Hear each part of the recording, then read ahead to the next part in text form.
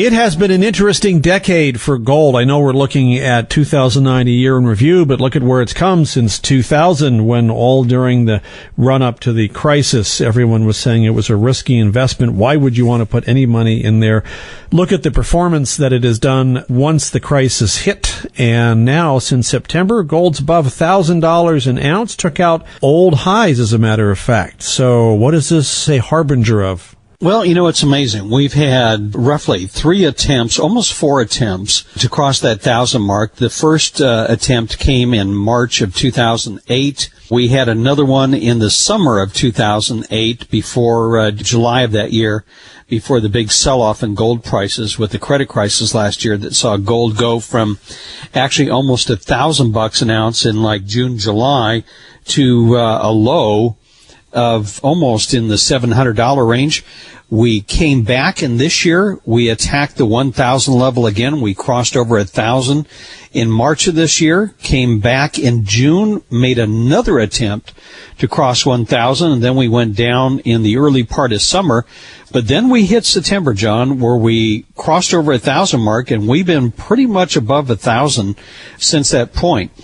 And the great thing about gold, as we talked about in the last segment as we ended the 2 scenarios for 2010. Either one, the economy recovers, we get stronger economic growth than most people believe, and as a result, inflation comes back. Or number 2, we see more economic weakness, bigger budget deficits, and a funding crisis. Under either scenario, you could see gold do very well in the neighborhood of crossing 1,400 or 1,500. And as we talked about last week, bubble trouble or ready to double, you could easily see by 2011 that we could be talking about $2,000 gold. But I think it's rather significant what gold is really telling us.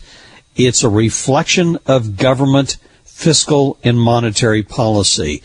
It's a barometer that is telling us and warning us that things are not going well, and that these policies are not doing well. And so I think gold's pullback that we're seeing right now, on this Friday, we're seeing gold up a little over 1,100, but I mean, gold got whacked pretty hard on Friday. A lot of this is kind of a relief rally into the dollar with problems over Greece. But the one thing that we're seeing in gold right now, it is still not mainstream. You still, as we pointed out last week, you do not see a lot of fund managers who have large gold holdings in their portfolio. You do not see large institutions, outside the hedge fund world where you have guys like Paulson, Einhorn, and Paul Tudor Jones who are buying gold. It is still not mainstream. You don't see it in 401k programs. I've been going to gold shows since 2003, and it's pretty much the same people. In other words, you don't see the guys that go to the Las Vegas money shows showing up at the gold shows yet. So we haven't got into that mania stage, but as Frank Holmes has talked about, or John Hathaway has talked about, the 4 cycles of the gold market, the beginning of the end ended, or the second phase of the gold bull market ended when gold crossed 1,000 in September. We are now in the third phase of the bull market, which is the beginning of the end, and then, of course, the fourth part of this cycle, which is the end. Now, the first 2 parts of this cycle took us nearly a decade, from 1999 to this year, to get through those first 2 parts of the cycles. My feeling is by mid-decade, in the next decade, we will probably be getting through the third and the fourth cycle. In other words, eventually, this is going to lead to some kind of currency crisis where they'll have to come up with some kind of SDR or some kind of multi-currency that will take the place of the dollar as the world reserve currency. We'll have a basket of reserve currencies, with the Chinese currency being one of them. There are people who do agree with you. As a matter of fact, earlier on we had Steve Leuthold on, and on a Bloomberg interview he was talking about what he is doing with his extra cash, and guess what he's doing? I want to go back to what you were saying before. You are certainly not sounding as bullish as you were before. If you are bringing down your overall equity exposure, what are you doing with the cash? Where are you putting it elsewhere outside of the stock market? Well, we have been building a gold position, but we're buying on weakness, and I think we'd like to move up to as much as 10% in physical gold, but we're only about 3% right now, so we've got a ways to go. And we probably would do that if we get some further weakness in gold here. It's had a pretty good correction back. We'd like to buy it around, maybe 1,000, 1,020, something like that. Okay, so what's behind that? Is it your inflation concerns or what? Oh, sure. We're concerned about what's happening in Washington. We're concerned about the deficit. We're concerned about the spending side of it. And we're also concerned about the lack of revenues coming in. Actually, in the last 3 months, there have been zero corporate income tax collections in the numbers. In fact, it's a negative number because we have paid back, the government's given back some of the corporate income tax that it collected in years past. So we're in a difficult position, and I think probably this could come to fruition, the problems here, sometime later in 2010.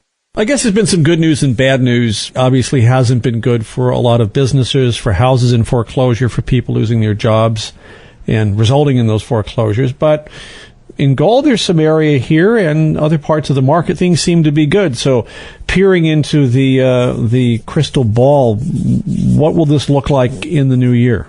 You know, I think once again, pretty much what we've seen here probably in the last 3-4 months of this year, John, both the recovery process in the economy, both here and abroad, it's still unstable.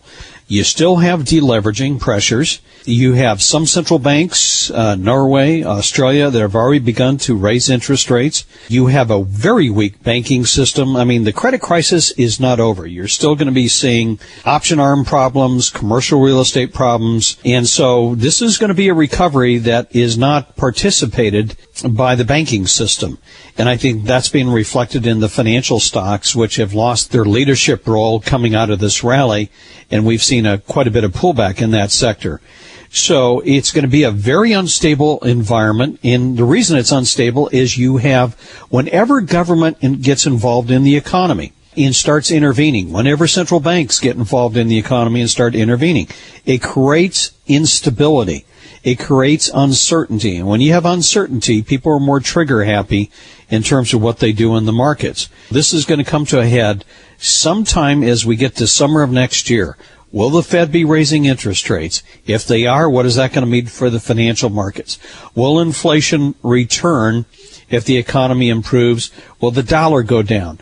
Will the dollar trade unwind? So I think, once again, next year, it's all about being adept and flexible and being open-minded, because whenever there gets to be a strong consensus, as there is, you need to question that strong consensus, because whenever something becomes very obvious to everybody, in other words, everybody's on one boat thinking the same thing, and when all the experts agree, then what you're likely to see is some kind of rogue event, something that comes out of the blue, out of nowhere, and throws all these forecasts off. And that's why I think the key for next year is going to be flexibility. I do think we'll see higher stock prices from where they are today, you know, whether it's $12.50, whether it's $1,200, or whether it's $13 or $13.50, I don't know.